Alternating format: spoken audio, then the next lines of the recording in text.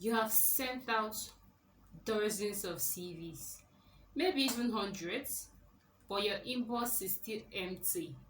Every day you go back, you check your inbox, if you've received any new message, if there's any interview invite, but nothing. You start to wonder, what am I doing wrong? As a recruiter, let me read it to you. It is not about your experience, my darling.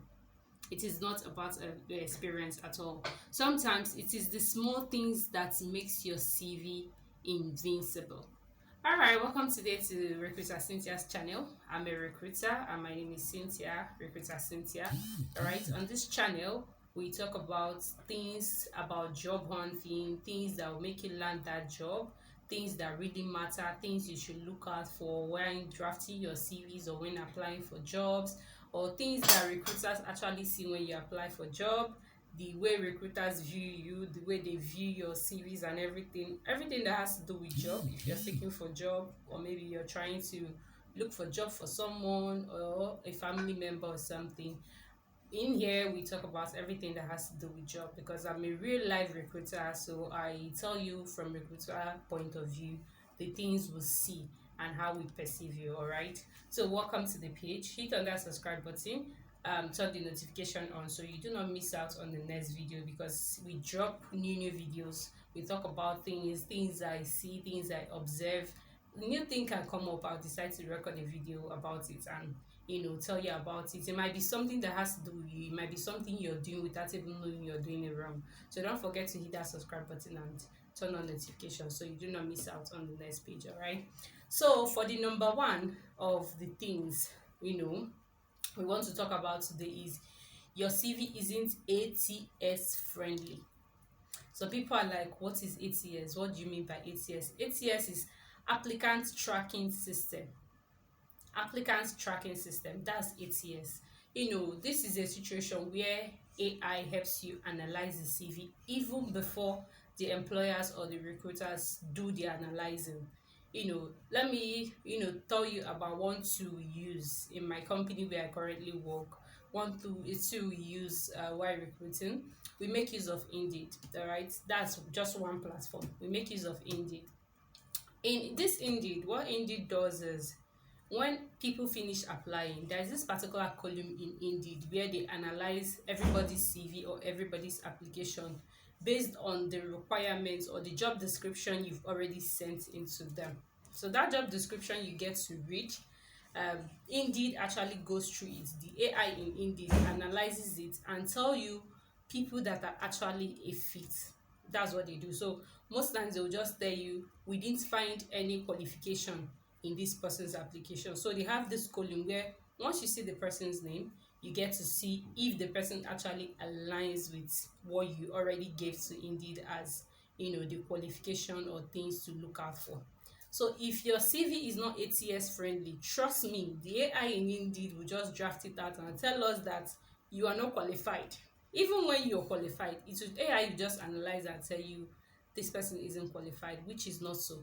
So that is why your CV has to be ATS friendly. It has to be friendly. So mirror your CV to the qualifications and the requirements needed. When you're drafting your CV for a particular role, make sure your CV actually aligns with what they are looking for. If they want customer support person and your CV has to do with client support person, they will definitely the AI will definitely screen it out. It will screen it out for the recruiter, because most times we recruiters, let's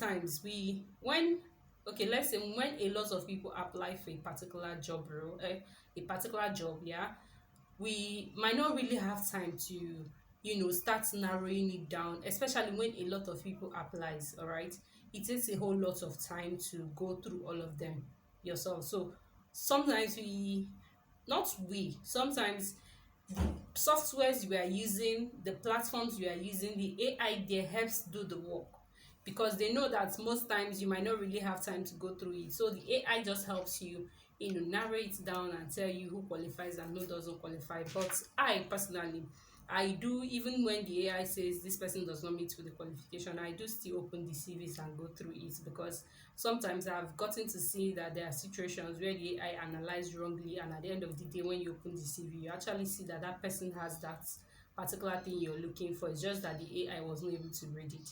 So in as much as I do that, not every recruiter out there do that, not every HR do that, not every company will do that. Some companies, they don't have time, they just work up with what AI has given to them, so they go straight to the people that AI said okay, they are qualified, so they just go ahead and interview these people. So make sure your CV is ATS friendly, make sure it is ATS friendly, narrow it to what you're applying for. All right, so that AI will not get to disqualify you before the recruiters actually get to see your CV and analyze it themselves. So the next thing we'll talk about right now is you are listing duties, not results. You're listing duties, not results. So let's say in a situation where you want to make your CV, and then you're all about I attend to customers' complaints, I do this, I do that. It sounds more like requirements and responsibilities, all right? That's how it sounds like. So don't make your CV look like requirements and responsibilities that job descriptions give. No, make it be about results. I was able to resolve 95% of customers' complaints within 24 hours. That's a better result. That's a better result than having to just say I help resolve customers' inquiry. All right. So make your CV all about results. Make it show results, not just what you've done. We know you've done this thing, but how well? What was the result? What was the outcome of it when you did it? So we want to see the results. We don't just want to see you writing it, you not being able to, be able to give us, figures or numbers of what you've done. So be able to give us that, all right? So that's something else we look out for. So the third thing I will actually talk about on this video is your CV looks too generic. It looks too generic. When a recruiter sees your CV, they know when you've used the same CV to apply to different places. We can actually point this out just by seeing your CV. Just by seeing your CV, we can tell you, oh, this person has been applying to different places. So there's this my friend that actually went through his CV. I got to realize that when he was working in a farm, he has it in his CV. When he was doing sales rep role, he had it in his CV. When he was doing customer care, he had it in his CV. There are other roles he did. So his CV was not giving a particular thing. It did not show that this is what he has been into for a long time. So it was just showing the different things he has done at one point in time. And okay, imagine where you are not applying for one other role. Let's say you're applying for a general manager, and then your CV keeps saying one thing or the other that does not really align with what you're applying for. Trust me, most times recruiters or HRs or companies, they do not get to call such person, because they feel like, oh, this CV actually, you can use it to apply to a farm because you've worked in a farm. You can use it to apply to customer care because you've had a little bit of customer care experience. You can use it to apply to sales rep because you've had it. So your CV does not really tally to say that this is what you want. It's just too generic that everything is just there. You always use it to apply for things everywhere. So we can point this out. We can point this out without even getting to ask you or talk to you. We can point this out just by merely looking at your CV. So when you're drafting your CV, please narrow it down to what you're looking for. Make it be based on what you're looking for. Just don't go about giving everything you've done. We know you've had some certain job experiences, but for a particular role you're looking for, sometimes you just need to narrow your CV to that particular, to shape into that particular role, or to talk more about that your experience that aligns with what you're looking for. All right, so don't just make it generic and all about everything that does not matter, or things that does not even align at all. It actually gives, it's always a turn off from our end. It's always turns out like, okay, let's just check another person, let's just leave this person is not serious. So that's it. So for another thing I would like to talk about is that your online presence doesn't match your CV. Imagine in a situation where I then decide to go through your LinkedIn page. I said, okay, let me check this person's LinkedIn page. And then when I visit your LinkedIn page, what you have on your CV says a different thing from what you have on your LinkedIn page. Your online presence is all about another thing entirely, and you're applying for another thing. It just seemed like, okay, this person is freelancing. That's what it seems like. It seems like, oh, this person is just freelancing and doing one thing here and one thing there and trying to just apply. This person is not a serious person, and this person does not want a long-term thing. It's not a long-term goal for this person. All right. So when we check your online presence, please make sure it tallies with what your CV is looking at or what your CV is looking like.